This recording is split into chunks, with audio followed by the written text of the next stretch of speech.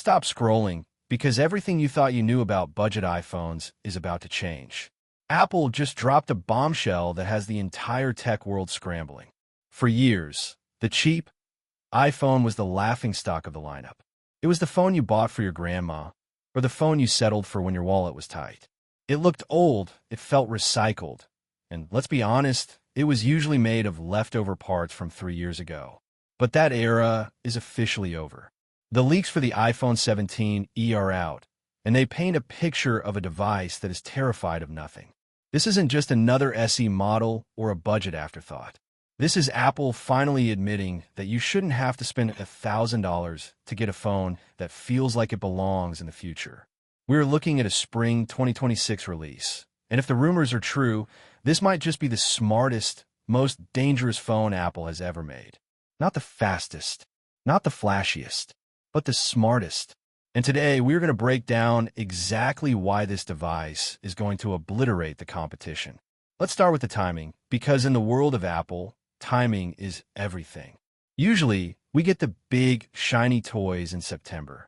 That's when the Pro models come out, the titanium finishes, the cameras that can shoot movies. But the iPhone 17e isn't coming in September. It is slated for spring 2026, likely between March and May. Now, you might think, who cares about the release date? You should, by giving this phone its own launch window. Apple is clearing the stage. They aren't hiding this device in the shadow of the iPhone 17 Pro or Pro Max. They're giving it the spotlight. They're telling the world that this phone is a main event.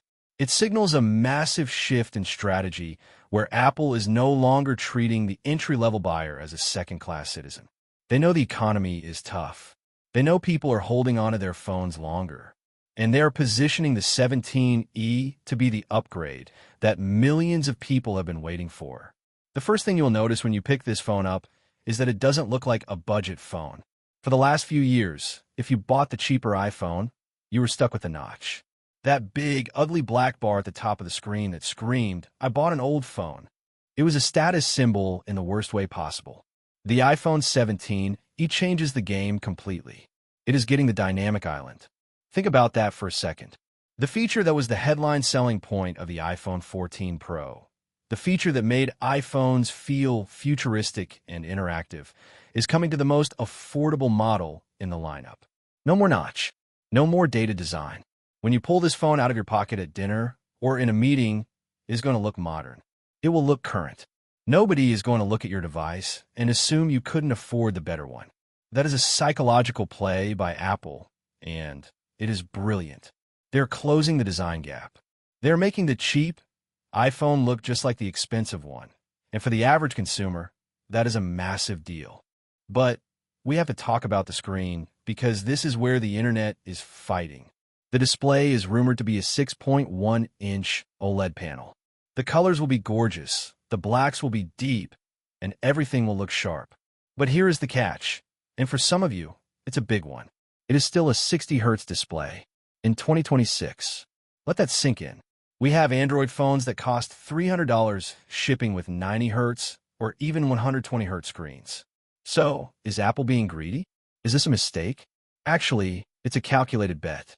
Apple is betting that the vast majority of people, the people who aren't tech nerds, the people who don't watch reviews like this all day, simply do not care. And the hard truth is, they might be right. If you have never used a 120 Hz promotion display, a 60 Hz iPhone feels perfectly smooth. iOS is optimized so well that the animations still feel fluid. It is only when you get used to the higher refresh rate and then try to go back that it feels choppy. Apple knows that the target audience for the iPhone 17e is coming from an iPhone 11, an iPhone 12, or maybe an old SE. Those people have been living on 60 Hz for years. They won't notice the difference. By keeping the screen at 60 Hz, Apple keeps the cost down and preserves battery life, which for most normal users is way more important than how smooth a scrolling list looks. It's a comp. ROMIS, yes, but it's a smart one. Now, let's look under the hood, because this is where the budget label really falls apart. The iPhone 17 isn't getting a hand-me-down chip from 2 years ago. It is getting a binned version of the A19 chip. This is the same generation of silicon that will power the flagship iPhone 17 Pro. Yes, Binned means it might have one less GPU core or slightly lower peak performance than the Pro version. But make no mistake, this is a flagship-level processor. You are getting the same efficiency, the same raw speed, and the same neural engine capabilities as the people spending double the money. Why does this matter? Because of Apple Intelligence. AI is the future of the smartphone. We're talking about on-device processing, smarter Siri, real-time translation, and image generation. All of that requires serious computing power. By putting the A19 in the budget model, Apple is future-proofing this phone. They are ensuring that even the cheapest iPhone can run the latest AI features smoothly. This isn't a phone that will slow down in 2 years. This is a device built to run iOS 20, iOS 21, and beyond. You are buying 5 or 6 years of top-tier performance. That is a value proposition that no budget Android phone can match. Speaking of fixing mistakes, let's talk about MagSafe. If you remember the rumors about the iPhone 16e, there was a lot of noise about Apple potentially dropping MagSafe support to save money. People hated that idea. It was a deal breaker. Well, Apple listened. The iPhone 17e is bringing MagSafe back in full force. We are expecting wireless charging speeds to jump up to 15 watts, maybe even 25 watts if we get lucky with the new Qi 2 standards. This means you can use all those accessories you see everywhere. The magnetic wallets, the battery packs, the car mounts, the desk stands. The ecosystem is safe. It's a small detail, but it makes a huge difference in daily life. Being able to just snap your phone onto a charger in the dark without fumbling for a cable is one of those quality of life features that you can't give up once you have it. The fact that Apple is reversing course and ensuring this feature is present shows they understand that the budget buyer still wants the full iPhone experience, not a stripped-down version of it. There is another massive upgrade hiding inside this phone that most people will never see, but you will definitely feel it. For years, Apple has relied on Qualcomm for their modems, the chip that connects your phone to 5G and LTE. But Apple is a control freak. They want to own every single part of the widget.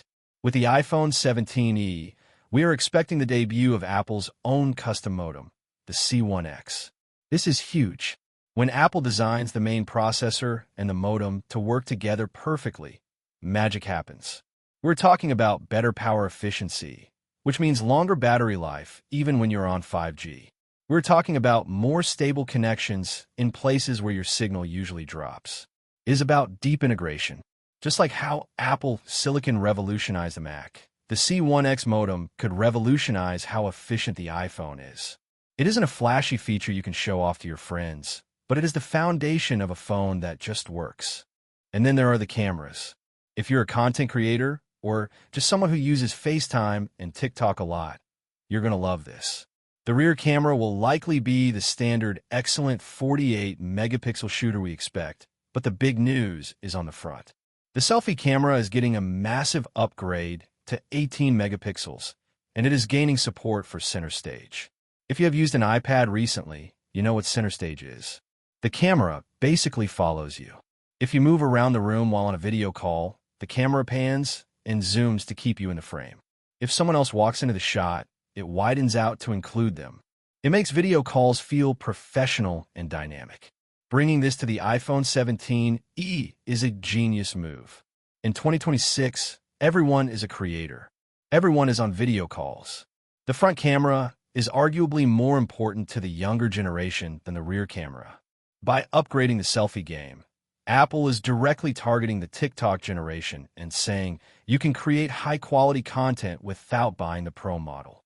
So, who is this phone actually for? If you're currently rocking an iPhone 11, an iPhone 12, or an older SE, this is the upgrade you've been waiting for. The jump to the A19 chip alone is going to feel like teleporting into the future. Your apps will open instantly, your battery will last longer, and your photos will look incredible. If you want the modern dynamic island look without spending $1,000, this is your phone. If you're a parent buying a phone for your teenager and you want something that will last them through high school and college, this is the phone. It is built for longevity. It is built to survive in the ecosystem for years. However, we have to be real.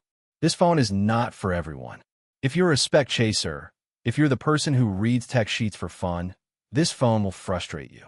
If you need that buttery smooth 120Hz scrolling, or if you need a telephoto lens to zoom in 5x or 10x, you're going to have to pay the pro tax.